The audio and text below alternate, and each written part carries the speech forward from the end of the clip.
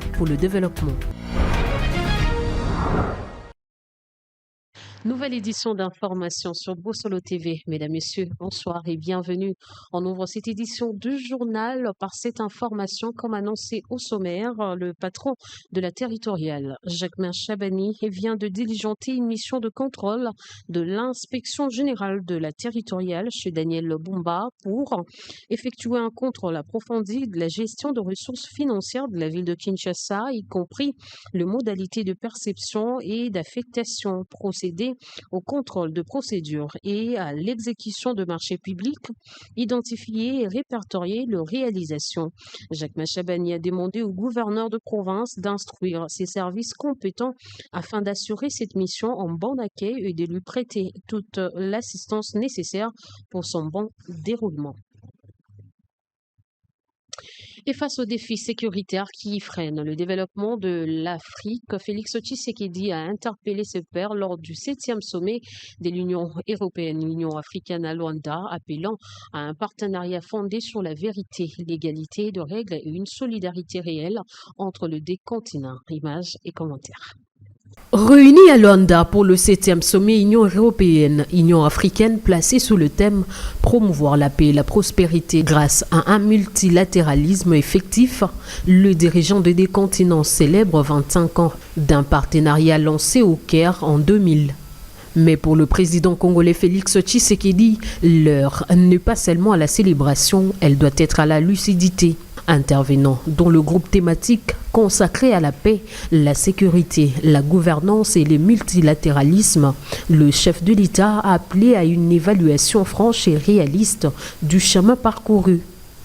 Il a averti que la prospérité économique, la mobilité humaine et les ambitions commerciales ne peuvent se bâtir sur un continent où de larges populations vivent encore sous la menace permanente de violence. Ambition durable ne peut s'ancrer dans l'insécurité, a-t-il insisté, dénonçant les atteintes répétées contre la souveraineté de plusieurs États africains. Tshisekedi appelé pour un multilatéralisme véritable fondé sur des règles égales pour tous. La transparence et une solidarité authentique, loin de partenariats déséquilibrés ou dictés par des intérêts unilatéraux. Estimant que l'Afrique et l'Europe doivent désormais assumer pleinement la maturité de leur partenariat, il a invité les sommets de Luanda à marquer un tournant décisif, celui où la paix, la dignité humaine et la prospérité partagée deviendraient enfin la priorité commune. Et le président de l'Assemblée nationale, Aimé Boji Sankara, a reçu lundi l'ambassadeur plénipotentiaire de la République française en République démocratique du Congo, Rémi Maréchaux. Cette audience tenue au Palais du Peuple s'inscrit dans le cadre des échanges institutionnels réguliers entre les deux pays et marque la présentation de civilité au nouveau président de la Chambre basse du Parlement congolais. Images et commentaires. Le président de l'Assemblée nationale, l'honorable Aimé Boji Sankara, a reçu ce lundi l'ambassadeur plénipotentiaire de la République française en République démocratique du Congo, Rémi Maréchaux.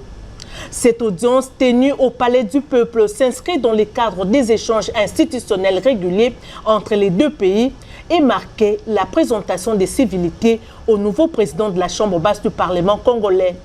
Elle s'est également déroulée dans un contexte où les parlements accompagnent activement la démocratie engagée par le chef de l'État, Félix-Antoine Tshisekedi Tshilombo, en faveur du renforcement des partenariats stratégiques de la RDC.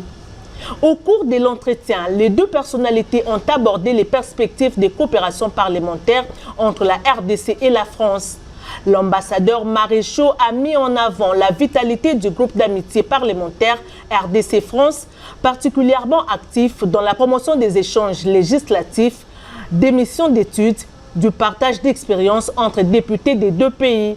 Le président a récemment pris ses fonctions et donc je suis venu me présenter à lui, lui présenter mes félicitations et discuter de l'actualité du travail parlementaire. Donc, outre cette actualité congolaise, nous avons aussi discuté des relations entre le Parlement congolais et le Parlement français. Nous avons ici à Kinshasa un groupe d'amitié RDC-France très actif qui a des projets de déplacement en France. Donc c'est important parce que nous avons en France des parlementaires sensibilisés à la réalité de la RDC et aussi parlementaires français d'origine congolaise qui facilitent les relations entre les deux pays. Et donc c'est important de voir comment les deux institutions peuvent travailler ensemble. Mais au-delà, je suis reconnaissant au Parlement du président du Parlement, du temps qu'il a pu trouver pour m'exposer ses priorités, donc de l'adoption du budget, mais au-delà. Pour sa part, le président Aimé Boji Songara a salué cette démarche et réaffirmé la disponibilité de l'Assemblée nationale à travailler en étroite synergie avec l'ensemble des partenaires internationaux de la RDC. Il a rappelé les rôles centraux du Parlement dans la consolidation de la démocratie congolaise et s'est dit disposé à encourager toutes les initiatives visant à renforcer les capacités institutionnelles de la Chambre basse. Et puis l'Assemblée provinciale du Kasaï oriental a adopté le lundi 24 novembre 2025 deux propositions de déportés par le député provincial Hilaire Tenda. Il s'agit de tout premier texte voté depuis l'installation de l'actuelle mandature. Le premier dit concerne la gestion de déchets domestiques et l'assainissement dans la province. Il prévoit la mise en place d'un système provincial organisé avec l'implication directe de communes et des citoyens dans la lutte contre l'insalubrité. Le second, il dit, plus symbolique et dédié à la protection du pouvoir coutumier. Il entend clarifier les attributions des autorités traditionnelles, sécuriser leurs prérogatives et codifier leur représentation dans les espaces publics. Conformément à la procédure légale, le texte sera transmis au gouverneur de province dans un délai de 7 jours pour promulgation. La crise est loin d'être résolue dans la province du Congo central, malgré les appels du président de la République, Félix Tshisekedi. Dans une déclaration lue lundi 24 novembre par un membre de l'IDPS, 18 députés sur 40 qui comptent cet organe délibérant ont appelé Kinshasa à lever sa main noire sur les décollages de la province du Congo central. Ils annoncent se désolidariser de leur bureau qu'ils accusent de manœuvrer pour le maintien du gouverneur Bilolo malgré son inefficacité à la tête de la province. Israël Toumba pour le détail. Malgré les instructions du chef de l'État, Félix-Antoine Tshisekedi Tshilombo a préservé la stabilité des institutions au niveau des provinces, la crise s'accentue au Congo central. Ce lundi 24 novembre 2025, 18 députés provinciaux ont pris publiquement position à travers une déclaration lue en lingala par José Matoko, président interfédéral de l'Union pour la démocratie et le progrès social UDPS, dénonçant ce qu'il qualifie d'ingérence du pouvoir central, notamment dans la gestion du bureau de l'Assemblée provinciale, la asphyxie financière de la province qu'ils attribuent à Kinshasa, affirmant que cette situation bloque le fonctionnement normal des institutions locales.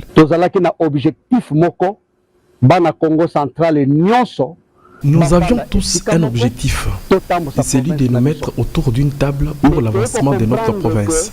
Mais nous venons de comprendre qu'il y a des mains noires. C'est ainsi que nous avons pris la décision de suspendre notre participation pour aller dans nos bases pour des consultations et savoir pourquoi la province du Congo central ne décolle pas.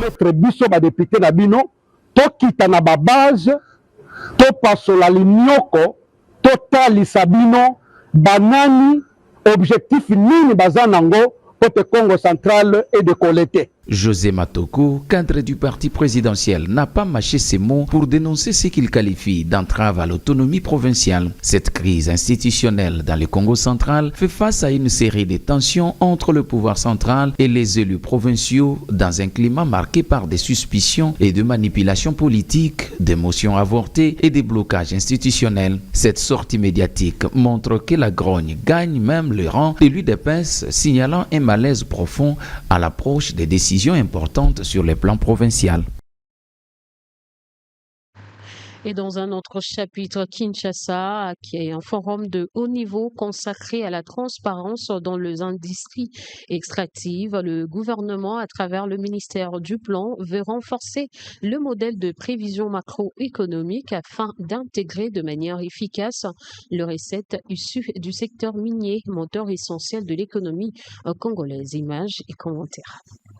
Le ministre d'État, ministre du Plan et de l'Aide au développement, Guilhem Nyembo, a ouvert ce mardi 25 novembre au chapiteau de l'hôtel Pullman un forum de haut niveau organisé par l'Initiative pour la transparence des industries extractives, ici RDC. Ces assises s'y tiennent sous le thème « Affinement et renforcement du modèle de cadrage macroéconomique à travers la prise en compte des prévisions de recettes issues du secteur extractif ». Dans son allocution d'ouverture, le ministre d'État a rappelé l'importance de ce rendez-vous stratégique pour le développement de la République démocratique du Congo, saluant l'accompagnement de partenaires internationaux qui soutiennent la démarche des transparences économiques. La démarche du gouvernement à travers ce forum est d'arriver à mettre en place un système d'information qui garantit la fiabilité des prévisions, notamment celles liées au secteur extractif.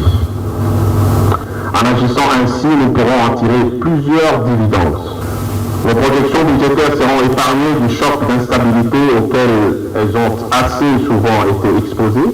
Notre capacité d'anticipation serait renforcée et le financement de nos investissements publics pourrait occuper une place de choix. Nous pourrons ainsi planifier utilement et sécuriser nos revenus.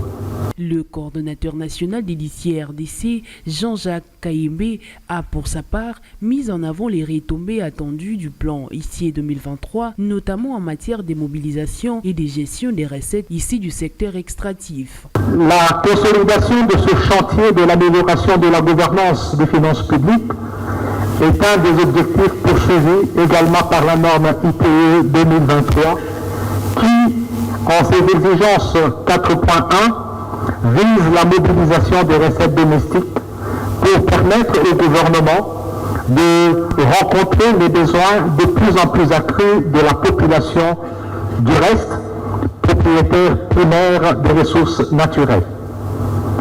Au fin de renforcer l'efficacité de la mobilisation des recettes, la norme IPE demande au gouvernement de comprendre et de maîtriser les coûts de projets extractifs, en particulier ceux se rapportant à l'exploration, à la production et aux investissements dans le secteur extractif.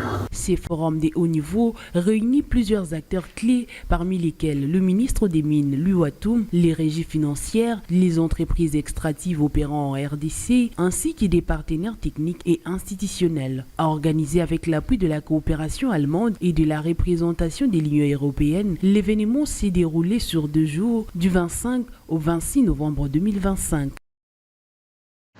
Plusieurs entreprises ont été scellées ce mardi 24 novembre 2025 par le huissier du parquet ainsi que ceux de fiscaux de la Direction générale de recettes de Kinshasa. La DGRK poursuit cette opération de scellage afin que le contribuable respecte la loi en matière de fiscalité pour doter à la ville de Kinshasa ses moyens financiers nécessaires. Bosco Kabamba et Chrétien Gaïmi. Dans sa lutte de maximiser l'assiette fiscale de la ville de Kinshasa, la série des scellages se poursuit auprès des contribuables non en règle avec l'administration fiscale de la capitale. Ce mardi 25 novembre 2025, les huissiers fiscaux de la Direction générale des recettes de Kinshasa et ceux du parquet ont, sur l'instruction du chargé des missions, Gérard Kajakamboa, procédé au scellage de quelques entreprises dans la capitale. Ils ont débuté leur mission auprès du groupe Guang Ping International situé sur l'avenue Père Boka dans la commune de la Gombe. Cette société, œuvrant dans les secteurs de construction, a été scellée pour non-paiement d'impôts dus à la ville de Kinshasa. Juste après, la délégation de la Direction générale des recettes de Kinshasa, appuyée par les huissiers fiscaux du parquet, se sont rendus à l'immeuble Nganzali Tower, situé sur l'avenue du Fleuve dans la commune de la Gombe. Cet immeuble a été scellé pour les mêmes raisons. Autre entreprise scellée, Sosim, société commerciale et immobilière, dont le siège se trouve au grand marché communément appelé Zando, toujours dans la commune de la Gombe. La Direction générale de recettes de Kinshasa promet de remettre les contribuables dans leurs droits une fois qu'ils s'acquitteront de leurs obligations fiscales. À noter que les huissiers fiscaux de la DGRK et ceux du parquet ont également scellé la société Mac Holding RDC Sarlu et New Solar, toujours toujours dans la commune de la Gombe. Retenons que l'opération de scellage se poursuit. Les contribuables non en règle sont invités à s'acquitter de leurs devoirs civiques et obligations fiscales. Question de permettre à la DGRK de donner au gouvernement provincial des moyens de sa politique. Parlons de la commission chargée des expropriations liées au projet des rocades de Kinshasa qui a procédé ce mardi 25 novembre 2025 au paiement des indemnités de 105 personnes. La cérémonie s'est tenue dans la salle de réunion du secrétariat général aux ITP sous la direction de l'ingénieur Georges Koshi-Guimeya qui a salué la patience de bénéficiaires. Reportage signé par Edouard Chama et Prince Goy. Conformément à l'engagement pris les week-ends derniers lors d'une rencontre avec les personnes impactées par le projet des rocades de Kinshasa, Georges Koshi, secrétaire général aux infrastructures et travaux publics et coordonnateur de la commission interministérielle d'expropriation, a tenu parole. Ce mardi, la commission a procédé à la remise officielle des 105 ordres de paiement aux expropriés, marquant le lancement effectif de la deuxième phase des indemnisations. Soucieuse de respecter les orientations du gouvernement, la commission interministérielle assure que ces processus se poursuivront en toute transparence. Georges Koshi a réaffirmé la détermination de son équipe à indemniser chaque personne déclarée éligible dans le respect des normes et de la justice sociale. J'ai lu dans les réseaux sociaux que c'était du mensonge et qu'on les remenait en bateau. Vous avez tout suivi. Donc aujourd'hui aussi, en présence des journalistes et en présence bien entendu de toutes les personnes affectées qui sont arrivées aujourd'hui, vous avez la preuve vivante, n'est-ce pas, de l'effectivité du paiement des personnes affectées par les projets. Réunis dans les cabinets du secrétaire général aux ITP, les bénéficiaires ont reçu l'un après l'autre leurs documents en toute quiétude. Un des expropriés, précédemment frustré par les lenteurs administratives, a salué une avancée concrète et a appelé les autres concernés à rester sereins et à collaborer avec la commission. Moi j'aime discuter à base de preuves. Et maintenant que je viens de voir ce qui s'est fait ici, j'ai vu comment les gens sont en train d'être régularisés dans ce que nous attendons. Vraiment, je demande à tous ceux qui ne sont pas encore sur la liste de patienter. Point de besoin de dire encore de fausseté là-dessus. Et ce que je vous dis, tenez bon que c'est ça la réalité. J'ai vu, j'ai vécu, et vous verrez dans certaines images qui vont sortir de la salle, je me retrouve là-bas. Selon la commission, les bénéficiaires de cette phase font partie des 588 personnes disposant des titres fonciers réguliers. Cette étape marque donc la validation et l'indemnisation des 105 d'entre elles. À noter que les paiements s'est fait par palier. Après cette remise d'ordre de paiement, la prochaine étape consistera en des négociations avec les différentes parties prenantes afin d'entamer l'indemnisation de 3813 autres personnes impactées par les projets de la partie sud-est et sud-ouest de la capitale. Je l'ai annoncé au sommaire, bien que Gézino El-Cheke, ministre provincial de transport, ait pris une nouvelle mesure contre l'accès à Gombe pour le taxi-moto ce mardi. Ces derniers n'ont pas respecté l'ordre donné. De part et d'autre, le motard viole les délimitations fixées par le ministre. Le reportage de Julia Kamwania et Roublin Bamba. La commune de la Gombe demeure une zone rouge dont l'accès aux motos est interdit par les autorités. Les accidents se multiplient chaque jour qui passe et dans la plupart des cas, les motocyclistes communément appelés Wewa sont souvent pointés du doigt pour ignorer les codes de la route. Alors que la mise en garde du chef de l'État est loin d'être observée, le ministre provincial des Transports et de la Mobilité urbaine a dans une note circulaire publiée lundi 24 novembre 2025 officiellement interdit l'exploitation des motos dans la commune de la Gombe, siège des institutions du pays. Cependant, l'interdiction n'est pas absolue car les taxis-motos pourront encore déposer ou reprendre rapidement des passagers sur certains axes menant au centre-ville à condition de ne pas y stationner. Des zones strictement délimitées ont été prévues à cet effet. Sur les tronçons Huileri, les mototaxis doivent s'arrêter sur l'avenue Tombalbaye, précisément devant l'INRB, et sur Ouangata, la délimitation est le terrain Mamaïmo. Ces mesures sont loin de trouver un écho favorable sur le terrain malgré ces interdictions. De part et d'autre, les motards violent les délimitations données par le ministre provincial des Transports, Jésus Noël Cheké. Selon les constats faits par notre équipe, les autorités provinciales donnent des instructions, mais sans un suivi permanent sur le terrain. Les décisions d'interdire l'accès aux motards dans la Gombe sont devenues une routine car aucune évolution n'est palpable sur le terrain. Pourtant, cette mesure est présentée comme un tournant dans la gestion de la mobilité urbaine, ambitionnant de réduire la sécurité routière, d'alléger la pression sur les grandes artères et de réorganiser un secteur des transports souvent critiqué pour son anarchie.